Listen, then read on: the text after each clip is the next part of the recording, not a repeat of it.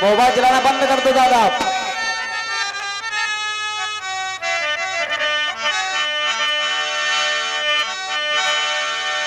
Film वाले गा रहे हैं क्या बेटे क्या?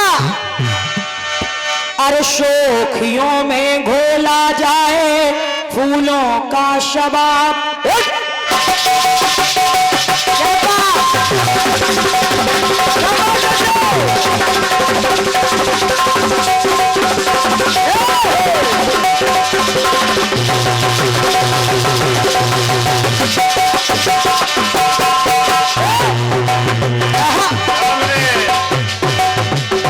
ये कह रहा है क्या?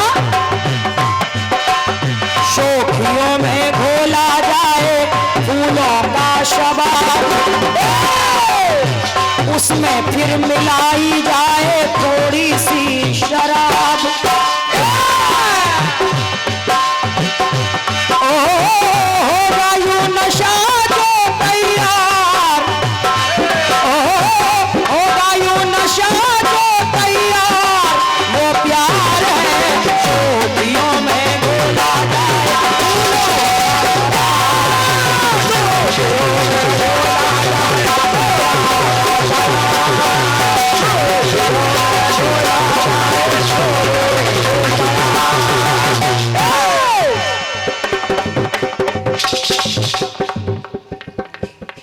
ये है तर्ज। हाँ ये है तर्ज।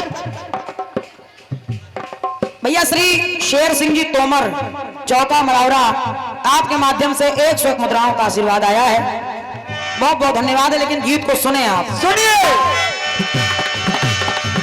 अरे शोखियों में घोला जाए फूलों का शबाब, उसमें फिर मिलाई जाए थोड़ी सी शराब। होगा यो नशा जो तैयार, होगा यो नशा जो तैयार, वो प्यार है शोखियों में घोला जाए।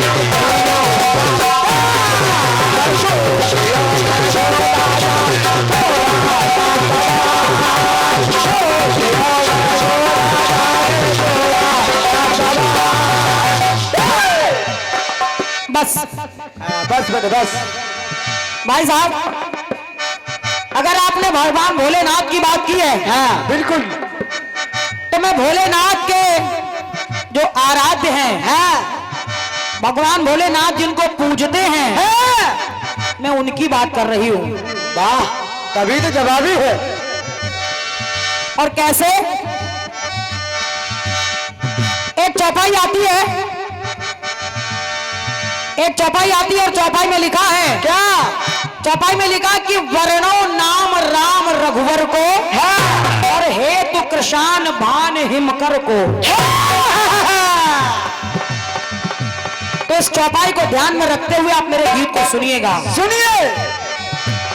और अब ये लाइन मिली कि हेतु कृषान भान हिमकर को, कृषान यानी अग्नि, भान यानी सूर्य, और हिमकर यानी चंद्रमा।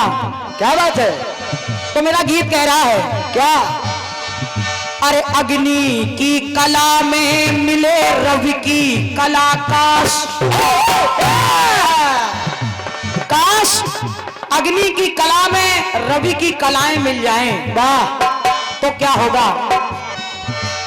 अग्नि की कला में मिले रवि की कला, काश, और चंद्र की कलाएं मिले चंद्र का प्रकाश।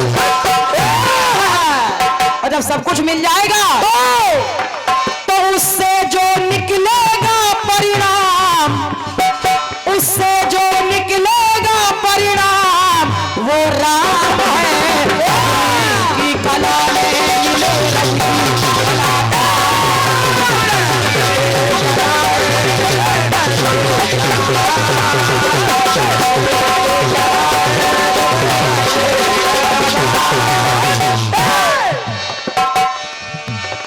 अग्नि की कलाएं मिले रवि की कला, काश,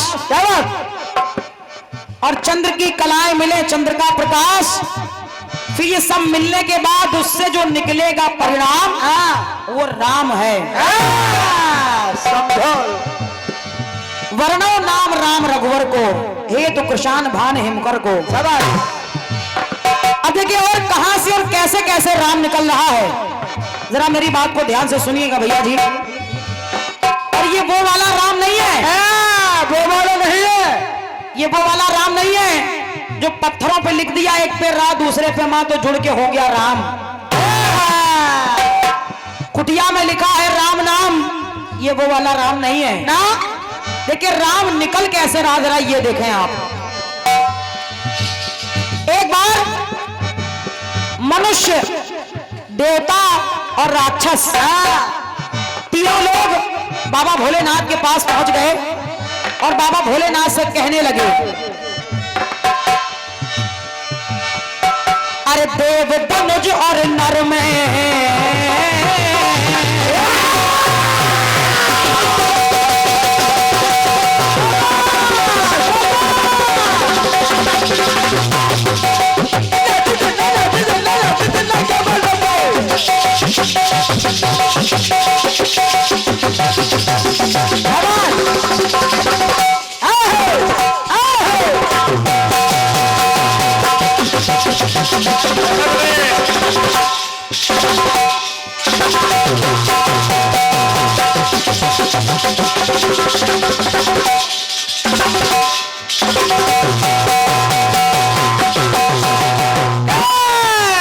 आराम से बोलो बेटे, कुछ लोग दहशत में है बेटा।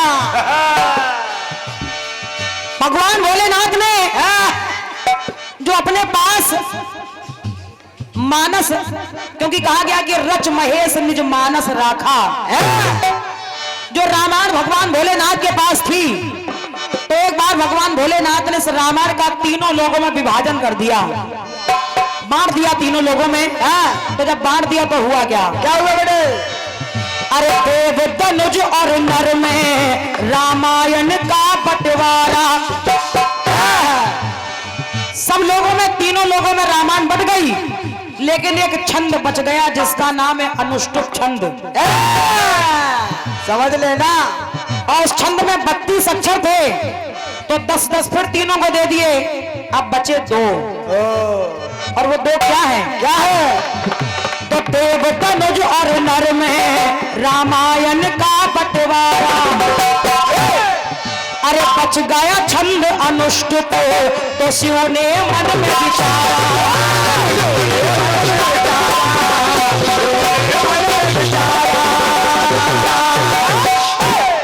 भगवान भोलेनाथ ने विचार किया क्या, तो 10-10 अक्षर फिर तीनों में बांट दिए। अब बाकी क्या रहा? क्या?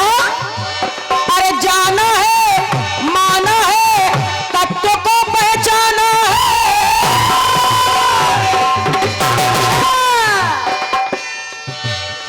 जाना है, माना है, तत्व को पहचाना है, और निकल करके जो परिणाम है वो राम है। 10-10 अक्षर बांटने के बाद केवल 2 ही बचे, और वही राम है। जाना है, माना है, तत्व को पहचाना है, आए निकल करके जो परिणाम है वो राम है। तो अग्नि की कला में मिले रवि की कलाकार, और चंद्र की कलाएं मिले चंद्र का प्रकाश, ओहो उससे जो निकलेगा परिणाम वो राम है। अग्नि की कला में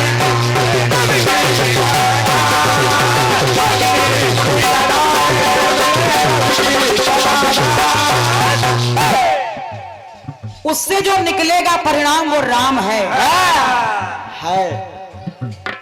अब ये तो हो गया बंटवारे से जो 2 अक्षर निकले वो राम है। अब एक ऐसा फार्मूला मैं आपको बता रही हूं, आदरणीय भैया लालमन जी,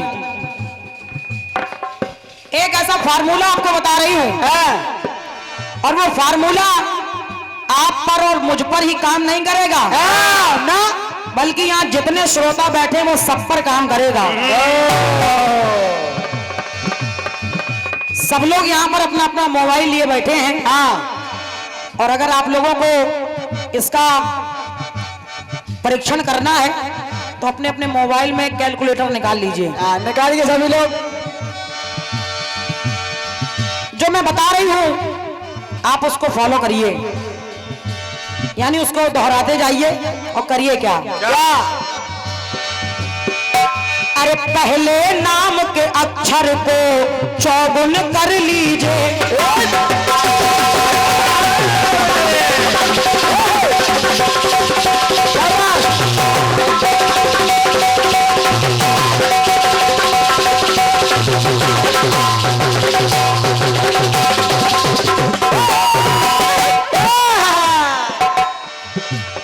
जिसके नाम में जितने अक्षर हैं, उन अक्षरों को चौगुना करिए। तो पहले नाम के अक्षर को चौगुन कर लीजिए, और चौगुन करने के बाद अरे उसमें 5 मिलाकर फिर 2 गुण कर दीजिए। नाम के अक्षर चौगुना करने के बाद उसमें 5 मिला दीजिए, 5 मिलाने के बाद 2 गुना कर दीजिए। क्या बात है? अब 2 गुना करने के बाद अरे उसमें 5 मिला के फिर 2 गुण कर दीजिए। तो संख्या जो भी पास हो 8 से फिर भाग दो। जो भी संख्या निकले 8 से भाग दे दीजिए। संख्या जो भी पास हो 8 से फिर भाग दो। शेष जो बचेगा वो अभिराम है, वो राम है। क्या बात? केवल 2 ही बचेंगे बस, चाहे जैसे प्रयोग कर लीजिए। संख्या जो भी पास हो 8 से फिर भाग दो। शेष जो बचेगा वो अभिराम है, वो राम है। अग्नि की कला में मिले रब की कला।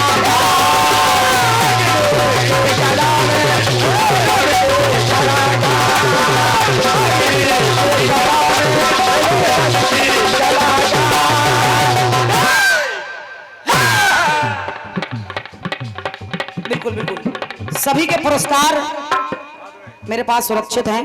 बाद में और गाना पूरा होने के बाद मैं बोल दूंगी। बिल्कुल। अब लालन भैया, पहला फार्मूला आपको मैंने बता दिया, अब एक फार्मूला और बता रही हूं, और सुनो, उसको भी फॉलो करिए। और वो क्या है? क्या है बेटे? अभी मैंने कहा कि नाम के अक्षर को चौगुना करिए। अब क्या करिए? क्या करिए जल्दी बताइए। अरे नाम के अक्षर लेकर 9 से गुणा कर दीजिए। जिसके नाम में जितने अक्षर हैं उन अक्षरों को मिला करके 9 से गुणा कर दीजिए। और गुणा करने के बाद फूल सिंह भैया, तो नाम के अक्षर लेकर 9 से गुणा कर दीजिए। 9 से गुणा करने के बाद जो संख्या आ रही है यानी 18 आ रहा है, तो उनका योग कर दीजिए, यानी 8 और 1 को जोड़ लीजिए। योग करने के बाद क्या करिए? क्या? नाम के अक्षर लेकर 9 से गुणा कर दीजिए, और फिर उनका योग मिलाकर 1 जोड़ फिर दीजिए। उनका योग करने के बाद उसमें 1 जोड़ दीजिए।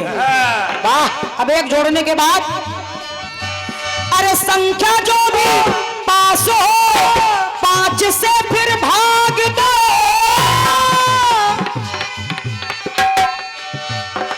संख्या जो भी पास हो 5 से फिर भाग दो। आए भजन फल वो ही अभिराम है, वो राम है। बहुत धन्यवाद है आपकी तालियों के लिए। संख्या जो भी पास हो 5 से फिर भाग दो। भजन फल वो तो अभिराम है, वो राम है। अग्नि की कला में मिले रब की कला।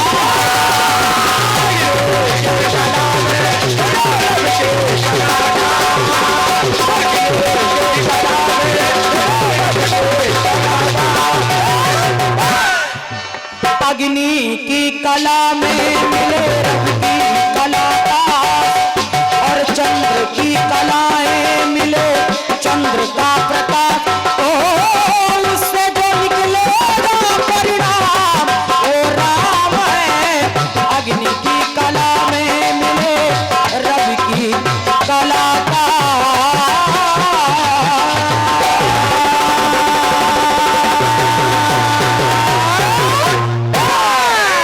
बहुत बहुत धन्यवाद है आप सभी की स्नेह में तालियों के लिए। साधुवाद है।